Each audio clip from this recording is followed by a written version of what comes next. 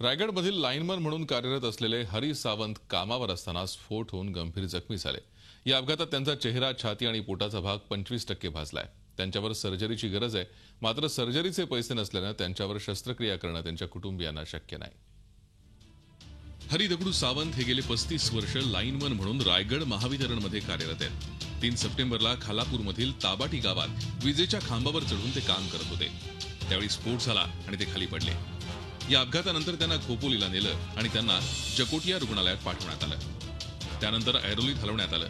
यावेळी महावितरणच्या अधिकाऱ्यांनी 10,000 रुपये भरून त्यांना दाखल केलं होतं। त्यानंतर सावंत यांची विचारपूस करायला किंवा पुढील खर्च देण्यास कोणीही पुढे आलेलं नाही। सध्या सावंत कुटुंबांनी घरातले दागिने विकून उपचार सुरू केले, मात्र शस्त्रक्रियेसाठी येणारा 6 लाख खर्च भरणं शक्य नाही। खर्च म्हणजे एवढा आलाय, पण ते कसा काय करायचं? तर सुरुवातीला आम्ही दागिने माझे होते तेवढे आम्ही मोडून पैसे गोळा केले, हे थोडंफार। आता इथून पुढचा खर्च आम्ही काय करणार, कसा करणार? त्यांच्या कुटुंबियांनी याबाबत संबंधित अधिकाऱ्यांची भेट घेतली असता मदत करू असं पोकळ आश्वासन त्यांना मिळालंय। सर्जरीचा मोठा खर्च आहे। सर्जरीचा इतका मोठा खर्च काय आमच्याकडून उठवला जात नाहीये आणि पैशाअभावी आज त्याची सर्जरी थांबलेली आहे।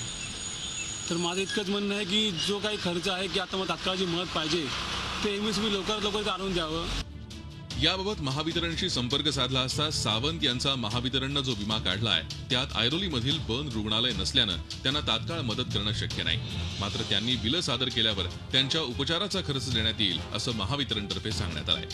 Swati Naik, Zee media, Navi Mumbai. Zee 24 तास रहा एक पाऊल पुढे।